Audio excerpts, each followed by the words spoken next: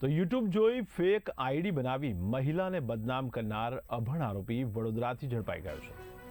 દાહોદ જિલ્લામાં social media પ્લેટફોર્મનો દુરુપયોગ કરીને વ્યક્તિની ઇજ્જત અને આબરૂને નુકસાન પહોંચાડવાના બનાવો સતત સામે આવી રહ્યા છે। તેને ખાસ કરીને મહિલાઓના ફોટા મોર્ફ કરીને તેના પર અશ્લીલ અને બીભત્સ લખાણો મૂકવાના ગંભીર ગુનાઓ સામે પોલીસ દ્વારા સાયબર ક્રાઇમ અંગે જાગૃતિ ફેલાવવા માટે વિવિધ સેમિનારો પણ યોજાઈ રહ્યા છે। તેમ છતાં પણ આવા બનાવો બનતા રહેતા પોલીસે કાયદેસરની કડક કાર્યવાહી પણ હાથ ધરી છે। જોકે તાજેતરમાં જ લીંબડી પોલીસ સ્ટેશનમાં નોંધાયેલા એક ગંભીર કેસમાં પોલીસે ટેકનિકલ અને માનવીય સ્ત્રોતોની મદદથી આરોપી સુધી પહોંચવામાં સફળતા મેળવી લીધી છે।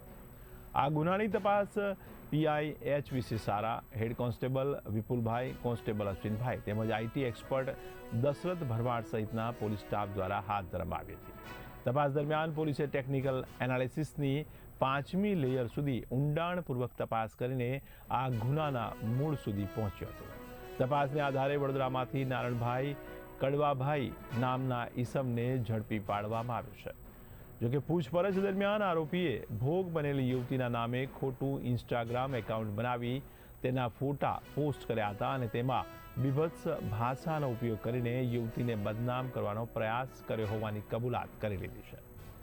ત્યારે પોલીસની આ પ્રાથમિક તપાસમાં બહાર આવ્યું છે કે આરોપી અભણ હોવા છતાં મોબાઈલ અને ઇન્ટરનેટનો ઉપયોગ કરીને યુટ્યુબ પરથી ફેક સોશિયલ મીડિયા એકાઉન્ટ બનાવવાની રીત શીખી ગયો હતો। આરોપી વડોદરામાં મજૂરી કામ કરતો હતો અને ફુરસદના સમયમાં યુટ્યુબ પર ફેસબુક તથા ઇન્સ્ટાગ્રામ એકાઉન્ટ બનાવવાના વિડીયો જોતો હતો।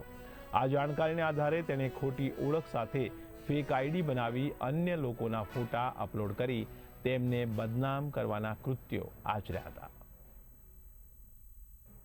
સાયબર ક્રાઇમ અનુસંધાને અત્રેના પોસ્ટે ખાતે એક દીકરી પોસ્ટે વિસ્તારની એક દીકરીના ફોટા મોફ કરી અને તેની બદનક્ષી થાય અને તેની બદનામી થાય તેવું કૃત્ય કરવામાં આવ્યું હતું। જે અનુસંધાને લીંબડી પોસ્ટે ખાતે ગુનો દાખલ કરી અને ભારતીય ન્યાય સંહિતા અને આઈટી એક્ટ મુજબના ગુના દાખલ કરી અને ટેકનિકલ સોર્સના માધ્યમથી સ્ટડી કરી અને તપાસ હાથ ધરેલી હતી અને આ ગુનાનો આરોપી હસ્તગત કરી લેવામાં આવે છે અને તેની ધરપકડ કરવામાં આવી છે।